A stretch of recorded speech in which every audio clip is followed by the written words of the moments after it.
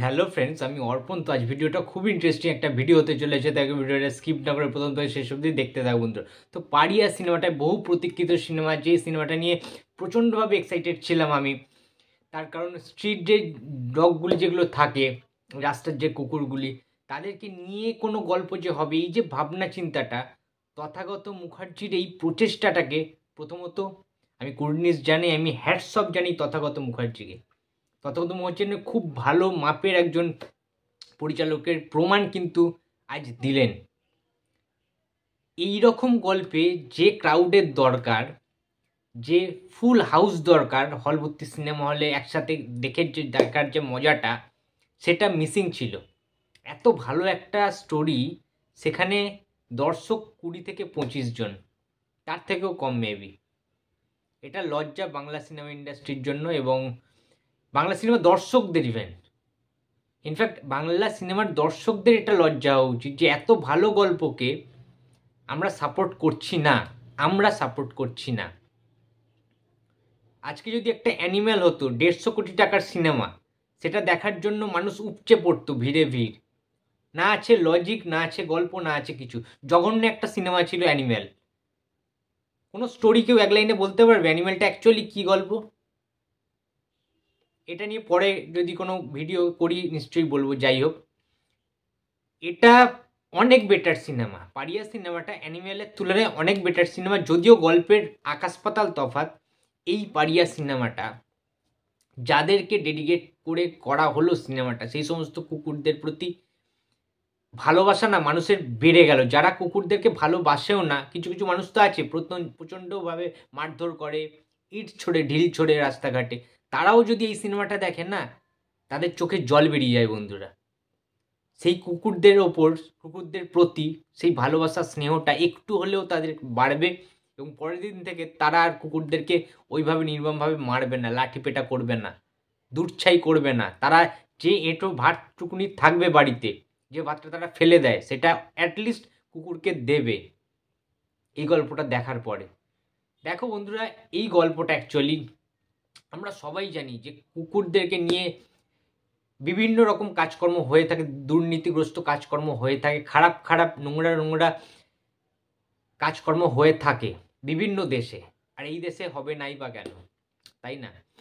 সুতরাং সেই জিনিসটার ক্ষেত্রে একটা ছোট্ট ইনসিডেন্ট ঘটে বিক্রম চ্যাটার্জির ক্ষেত্রে। বিক্রম চ্যাটার্জি একটা পাড়ায় থাকে, তাকে খুব একটা কেউ চেনে না, চিনলেও খুব একটা মানে ভালো চোখে কেউ দেখে না তাকে। একটা ডিপ্রেশনে চলে যাওয়া বা একটা অন্য টাইপের ছেলে, অন্য গ্রহর একটা ছেলে বিক্রম চ্যাটার্জির যে ক্যারেক্টারটা। তার সাথে কারোর মিল নেই, কারোর বনিবনা নেই, কারোর সাথে কথাবার্তা নেই, ঠিক আছে? অন্য জগতের একটা মানুষ বিক্রম।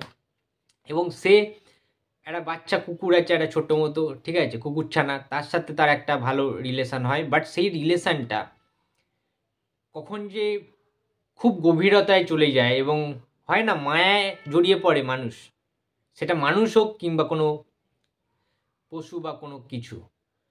কোনো কারোর সাথে একবার মায়ায় জড়িয়ে পড়লে, মায়ার জালে আবদ্ধ হয়ে গেলে, তাকে কিন্তু ছেড়ে আর যাওয়া যায় না। সে যদি একটা দিন না থাকে, তাকে পাওয়ার জন্য যে আকুলতা, যে কান্না, ওটা কিন্তু ভেতর থেকে আসে বস। ওটা কিন্তু পয়সা দিয়ে আদায় করা যায় না বা স্বার্থের সম্পর্কে থাকে না। সুতরাং বিক্রমের সাথে ওই কুকুরছানাটার কোনো রকম স্বার্থের সম্পর্ক নেই এখানে। রিয়েল সম্পর্কটা তৈরি হয় এবং সেই মিসিং হয়, তাকে পাওয়ার জন্য যা নয় তাই করে ফেলে বিক্রম, ঠিক আছে? তো তারপরেই ঝুলি থেকে হয় না যে কেঁচো খুঁড়তে কেউটে বেরিয়ে পড়ে। পুরো ওদের যে র্যাকেটটা এই সমস্ত কুকুরদের নির্মমভাবে অত্যাচার করে, কাটাকাটি করে, মাংস পিস অ্যান্ড বিভিন্ন কিছু, যে পাচার চক্র, যে জিনিসপত্রগুলো চলছে, সেইগুলো কিন্তু আস্তে আস্তে ধোঁয়াশা থেকে বেরিয়ে যায়।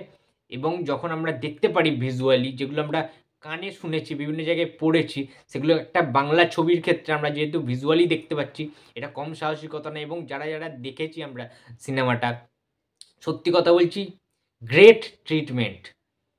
যে ডার্ক শেডে করা হয়েছে পুরো সিনেমাটা ভিজুয়ালিতে, অসাধারণ লাগছে। এরকম সিনেমা কিন্তু, এরকম ভায়োলেন্সের যে সিনেমাগুলো, এগুলো কিন্তু ডার্ক শেডে করাটাই উচিত। একটু ব্ল্যাক শেড রয়েছে, একটু গ্রে শেড রয়েছে, খুব ভালো লাগছে দেখতে জিনিসগুলো। এটা actually main stream cinema, but সেই রকম কমার্শিয়ালে কিছু কিন্তু কালারফুল সিনেমা নয় এটা। আমরা অ্যাকচুয়ালি মেন স্ট্রিম সিনেমা মানে 90% লোকেরা বুঝবে কালারফুল সিনেমা, নাচ গান হই হুল্লোড় থাকবে, না একেবারেই না। সেইটা ভেবে যে যাবে যে একটা লাভ স্টোরি থাকবে, রোম্যান্টিক জিনিস থাকবে, সেটা কিন্তু তারা হতাশ হবেন। বারবার আমি একটা কথা বলছি, এটা একটা সোশ্যাল মেসেজ দেওয়ার চেষ্টা করা হয়েছে সমাজকে। সমাজে যারা অবহেলিত পশু রয়েছে তাদেরকে একটা ট্রিবিউট জানানো হয়েছে এই সিনেমাটাতে। আমরা অন্যান্য ছবিতে দেখতে পাই প্রোটাগনিস্ট অ্যান্টাগনিস্টের যে ব্যাপারটা, হিরো এবং ভিলেন তারা দুটো আলাদা মেরু। এখানে আলাদা মেরু হওয়া সত্ত্বেও দুজনারই কিন্তু একটা ভালো দিক রয়েছে, যেটা আমার বেশ ভালো লেগেছে। হিরোকে যেরকমভাবে বিক্রম চ্যাটার্জিকে স্পেস দেওয়া হয়েছে, সে যেরকমভাবে বডি ট্রান্সফরমেশন করেছে, যেভাবে তার লুকসগুলি ফুটে উঠেছে, যেভাবে খাটাখাটনি করেছে, জিম করেছে, সেটা ডিমান্ড করে এই ক্যারেক্টারটায়। এবং তার পাশাপাশি সৌম্য মুখার্জির যে ক্যারেক্টারটা, যেটা অ্যান্টাগনিস্ট অর্থাৎ ভিলেন, তার যে দিকগুলি দেখানো, সে শুধুমাত্র কিন্তু একদম যে শুধুমাত্র ভিলেন খারাপ খারাপ খারাপ তা নয়। ভিলেন মানেই খারাপ, এটা কিন্তু ভুল কথা। অনেক তামিল সিনেমায় দেখতে পাই আমরা ভিলেনকেও সেরকমভাবে স্পেস দেওয়া হয়। সিমিলারলি এই সিনেমায়, পাড়িয়া সিনেমায়, ভিলেন সৌম্য মুখার্জি দেখিয়ে দিয়েছেন যে তিনি একজন জাত অভিনেতা এবং তাকে দিয়ে ভালো কাজ করানো যায়। এই লেভেলের ভিলেন আমি আজ পর্যন্ত দেখিনি, বাংলা সিনেমায় তো দেখিনি। সেরা অভিনয় এবং তার যে ডায়লগগুলো, শুধুমাত্র বিক্রমের যে ডায়লগ, হিরোর ডায়লগ না, হিরোর প্লাস ভিলেনের যে টাসেল, যে ডায়লগ, যে ব্যাপারগুলো রয়েছে, মানে মোক্ষম কিছু ডায়লগ রয়েছে যেগুলো বাস্তব ডায়লগ। যদি তুমি কুকুরকে এতটা ভালোবাসো, একটা কুকুরের জন্য তুমি এত কিছু করছো, সবাইকে মেরে ফাটিয়ে দিচ্ছ কুকুরকে বাঁচানোর জন্য, কুকুরটাকে তোমার চাই, তোমার প্রিয় কুকুর, তোমার বাচ্চা কুকুর, তোমার বন্ধু কুকুরটাকে, তুমি কুকুর ছানাটাকে তোমার চাই, তাহলে একটা মানুষের পেট চিরে তুমি দেখো যে একটা মটন চপ তুমি পাবে, চিকেন পাবে, অনেক কিছু তুমি পাবে। তা মাছকেও তো কাটা হয়, সত্যি তো মুরগির মাংসকেও তো মুরগিকে জঘন্যভাবে নৃশংসভাবে কাটা হয়। খাসির যে মাংস খাই আমরা, ছাগল, এই সমস্ত পশুদেরকে তো কাটা হয় চপার দিয়ে, কসাইরা কেটে তো আমরা টেস্টি টেস্টি ফুড খাই। বিরিয়ানির দোকানে কত লাইন, বিভিন্ন ফুডসের যে দোকানগুলো রয়েছে, স্ন্যাক্স বারগুলো রয়েছে, তাতে তো প্রচুর রকম আইটেম রয়েছে, বিভিন্ন মাংস রয়েছে, সেটা তো আমরা ভাবছি না, খালি তুমি কুকুরটাকে নিয়ে বলে চলছো। তো বিভিন্ন দিক কিন্তু এখানে তুলে ধরেছে যে তুমি ভিলেন মানে যে ভিলেনের সব কিছু খারাপ সেটা কিন্তু না, প্রচণ্ড ভায়োলেন্স দেখানো হচ্ছে। এবং এইরকম ভিলেন সাহসের যে মুহূর্ত, ভিলেনের যে ব্যাপারগুলো রয়েছে না, মানে প্রচণ্ড একটা ডার্ক এবং জিনিস কিন্তু দেখানো হয়েছে সৌম্যের মাধ্যমে। সৌম্যকে আমি হ্যাটসঅপ জানাচ্ছি বস, সত্যি কথা, তার যে লুক এবং সে যাচ্ছে তাই করে দিয়েছে, মানে কিছু বলার নেই, ফাটিয়ে দিয়েছে ক্যারেক্টারটা। তার যে ক্যারেক্টার বা যেগুলো দরকার ছিল এই সিনেমাটার মধ্যে, তার ডবল সে দিয়েছে, 200% দিয়ে কিন্তু সৌম্য তার ক্যারেক্টারটাকে ফুটিয়ে তুলেছে বস, এটা মানতেই হবে। দারুণ লেগেছে গল্পটা, ঠিক আছে। আর লাস্টের ক্লাইম্যাক্সের আগের যে মুহূর্তটা, বা বলা চলে ক্লাইম্যাক্সেই যে অ্যাকশানটা দেখানো হয়েছে, গোটা সিনেমা জুড়ে যে বিশাল কিছু বিভৎস কিছু অ্যাকশান রয়েছে তা কিন্তু নয়। উড়ে উড়ে ভিলেন চলে যাচ্ছে এরকম কিচ্ছু নেই, একদম বাস্তব রিয়েলিস্টিকে যেটা সম্ভব বলেই মনে হয় সেই রকমই করা হয়েছে। পুলিশদের যে চরিত্রগুলো ছিল জাস্ট ভুয়ো লেগেছে, ভুয়ো পুলিশ রাখতে হয়, রেখেছে সিনেমাতে, তাদের কোনো কাজ নেই, ঠিক আছে। যদি পুলিশরা তাদের কাজটা করতো ঠিক মতো, আরও বেশি রিয়েলিস্টিক মনে হতো। সেখান থেকে ল্যাকিংস একটা রয়েছে, এটা মানতেই হবে। অ্যান্ড লাস্টের ক্লাইম্যাক্সের অ্যাকশানটা, বাংলা সিনেমার ইতিহাসে এই রকম ক্লাইম্যাক্স এর আগে আপনারা কখনো দেখেননি, এইটুখানি বলতে পারি বস, ঠিক আছে। অনেক তো দেখেছেন পাঠান, অনেক দেখেছেন জওয়ান, অনেক দেখেছেন অ্যানিম্যাল, পারিয়া দেখে ক্লাইম্যাক্সের যারা অ্যাকশান লাভার, বিশেষ করে যে ব্লাড সিনসগুলো রয়েছে, যে রক্তারক্তি, যে রনেসটা রয়েছে ওখানে, বলছি না রুমাল দিয়ে মুখ চাপা দিতে হবে, চোখ চাপা দিতে হবে রুমাল দিয়ে। কিছু কিছু সিনস আছে আপনারা দেখতে পারবেন না হলের মধ্যে, ঠিক আছে। আর বেশি কিছু বলতে চাই না সিনেমাটাকে নিয়ে, ঠিক আছে।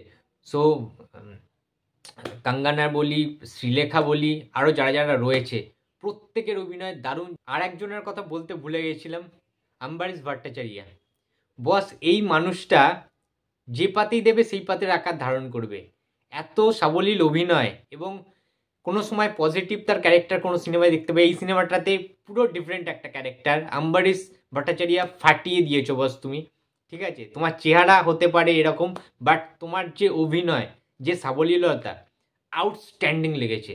ঠিক আছে, জাস্ট ডিফারেন্ট, তোমরা চিনতে পারবে না কেউ এইরকম মানে প্লে। তো দারুণ লেগেছে। এবং রণজয় এই সিনেমার মিউজিক ডিরেক্টর, আমরা সবাই জানি রণজয়ের কাজ। আইকুকোয়াতেও মিউজিক ডিরেক্টর ছিলেন রণজয়। তো রণজয়েরও একটা অসাধারণ কাজ ছিল এই সিনেমায়। বিজিএম দুর্দান্ত। ঠিক আছে, স্ক্রিন প্লে, স্টোরি সব কিছু মিলিয়ে নেগেটিভিটি পাওয়াটাই মুশকিল। ঠিক আছে, প্রায় পুরো সিনেমাটাই আউটস্ট্যান্ডিং একটা সিনেমা। যারা যারা দেখোনি এখনও, বা যারা যারা ভাবছো দেখতে যাবে, অবশ্যই দেখতে যেও। হ্যাঁ, শো টাইমগুলো অন্যান্য খুব একটা অড টাইমে দিয়ে দিয়েছে, বেশিরভাগ ইভিনিং শো দিয়ে দিয়েছে, খুব একটা মর্নিংয়ের শো নেই, খুব একটা নুন শোগুলো নেই। সো দুপুরের দিকে শো হলেও একটু বেটার হতো বলে আমি মনে করি, তার কারণ অনেকে যেতে পারবে না, কাজের চাপ, বিভিন্ন রকম কাজ চলছে, অনেকের এক্সাম চলছে এখন। সো সেইভাবে দেখতে গেলে, বাট আমি একটা কথা বলবো, যারা স্ট্রিট ডগ ভালোবাসো, যারা স্ট্রিট ডগ ভালোবাসো, যারা রাস্তার কুকুরকে প্রচুর স্নেহ করো, চটকাও, আদর করো, কোলে নিয়ে, তাদের নিশ্চয়ই কুকুরদের প্রতি একটি ইমোশন রয়েছে। এবং তারা তাদের পরিবারকে সঙ্গে নিয়ে, অথবা তারা তাদের প্রিয় মানুষদের সঙ্গে নিয়ে অবশ্যই দেখে এসো পারিয়া। এই সিনেমাটা তোমাদের কাউকে ডিসঅ্যাপয়েন্টেড করবে না, এটা আমি গ্যারেন্টি দিচ্ছি। দারুণ লাগবে সিনেমাটা, দারুণভাবে এনজয় করবে তোমরা, বোরিং ফিল করবে না।